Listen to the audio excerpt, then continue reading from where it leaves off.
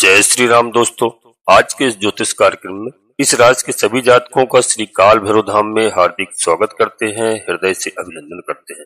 माता भद्रकाली, बाबा भैरवनाथ आप सभी के ऊपर सदैव कृपा बनाए रखें। जी हाँ दोस्तों, हम बात करते हैं ग्रह नक्षत्रों के बारे में। यहाँ पर दोस्तों 11 फरवरी 2025 से अब ग्रहों के युवराज जिनको कहते हैं बुध महाराज, तो बुध महाराज का राशि परिवर्तन होने जा रहा है और इसका हमारे जीवन पर क्या प्रभाव पड़ेगा। 11 फरवरी से लेकर के दोस्तों 17 फरवरी तक बुध महाराज अब शनिदेव की राशि कुंभ राशि में गोचर करना प्रारंभ कर देंगे। तो यहाँ पर आप लोगों के साथ क्या होगा, किस तरीके से कैसा फल देंगे, यह गोचर काल आपके लिए कैसा रहेगा और कितना महत्वपूर्ण रहेगा।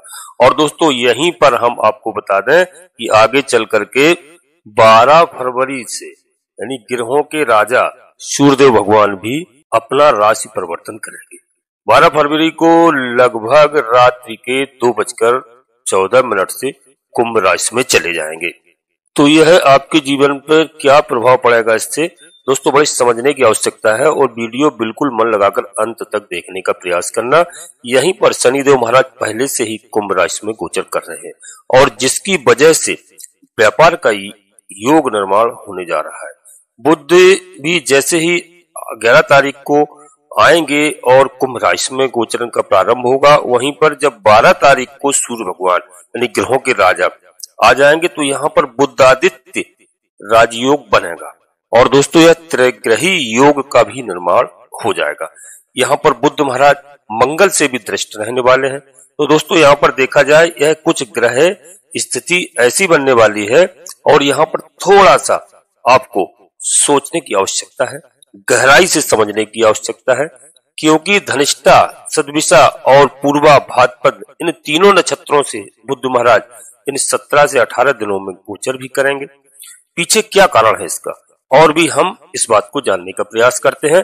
तो आप लोग बिल्कुल समझना दोस्तों, यहाँ पर हमें क्या प्रभाव मिलेगा। यहाँ पर देखा जाए तो बुध महाराज आपके बेस बनते हैं और साथ में आपके भाग्येश भी बनते हैं।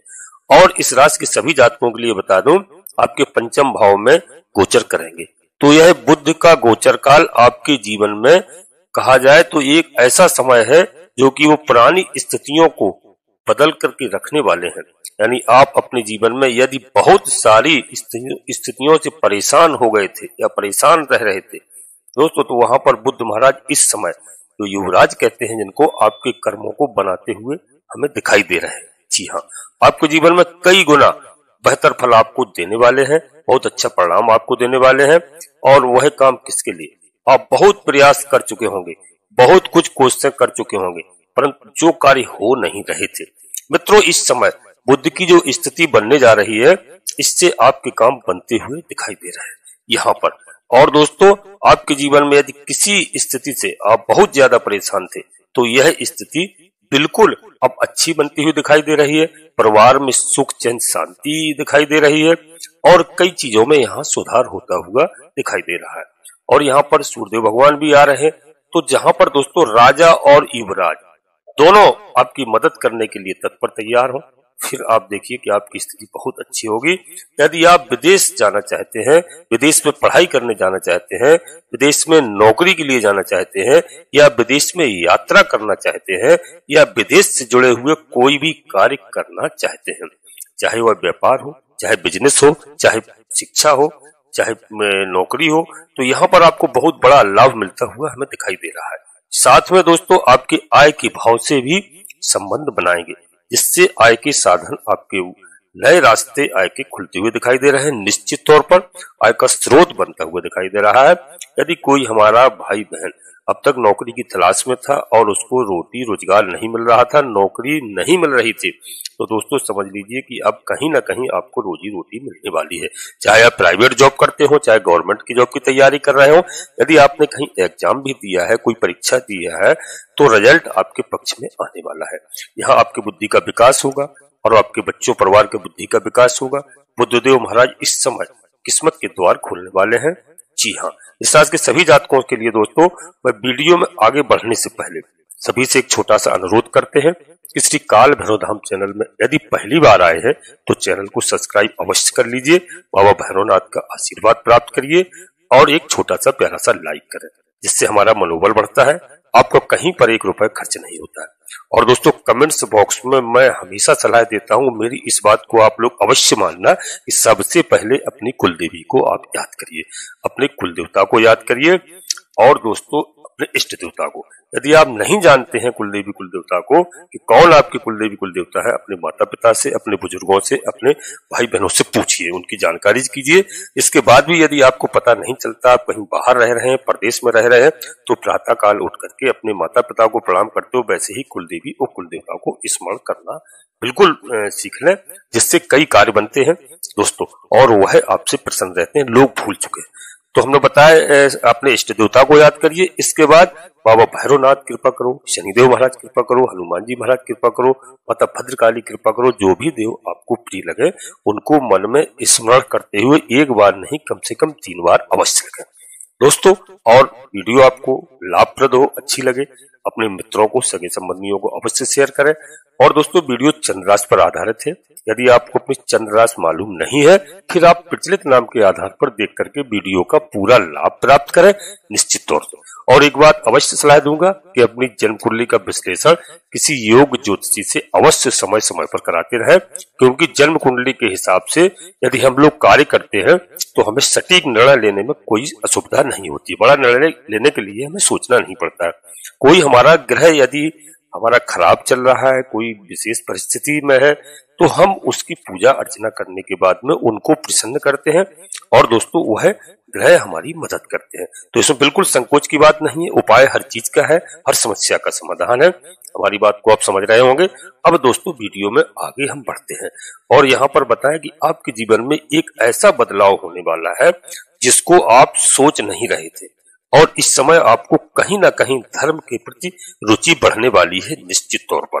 यह बात आप हमारी नोट कर लीजिए और आपको ऐसा लगेगा कि अचानक क्या हो गया है जिससे हमारे जीवन में अब बहुत कुछ बेहतर होने लगा है। निश्चित तौर से आप धार्मिक रहेंगे, धार्मिक आपकी आस्था बढ़ेगी।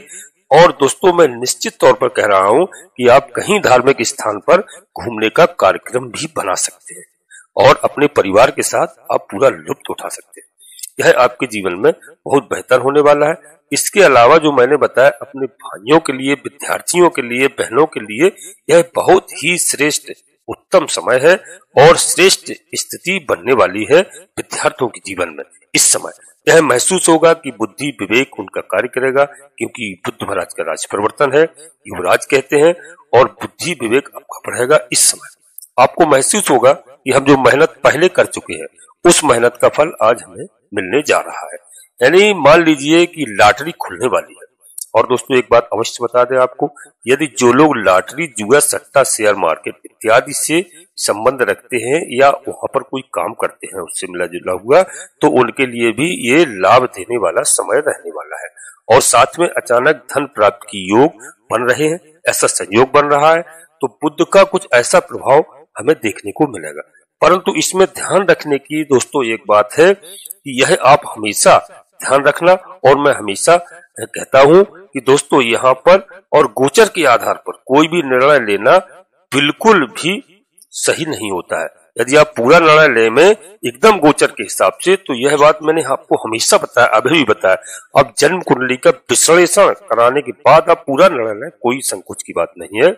क्योंकि यदि आप गोचर के हिसाब से निर्णय लेते हैं तो आपको यहाँ 50% ही लाभ होगा। जी हाँ, और आप कुंडली का विश्लेषण करा के लेते हैं तो आपको 99-100% लाभ होगा निश्चित तौर पर। तो दोस्तों, यह इस राशि के सभी जातकों के लिए इस समय का गोचर काल बहुत ही उत्तम है। जैसे मैंने बताया कि बुद्ध महाराज का 11 फरवरी से दोस्तों कुंभ राशि में, और वहां पर ग्रहों के राजा सूर्य भगवान भी 12 फरवरी को कुंभ राशि में प्रवेश कर जाएंगे। और दोस्तों, शनि महाराज पहले से जो न्यायाधीश कहलाते हैं उनका कुंभ राशि में पहले ही गोचर चल रहा है। तो यह तीन ग्रहों का गोचर त्रिग्रही योग मैंने जो बताया बहुत अच्छा समय है और आपके लिए।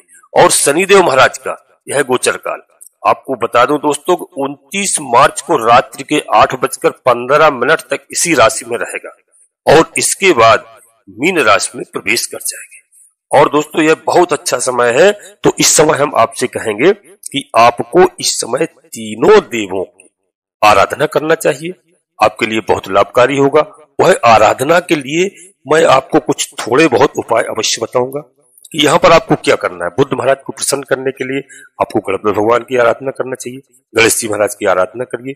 भगवान भोलेनाथ की शिव परिवार में आप जाइए, भोलेनाथ के दरबार में जाइए, वहां बाबा भोलेनाथ को आप जलाभिषेक करिए।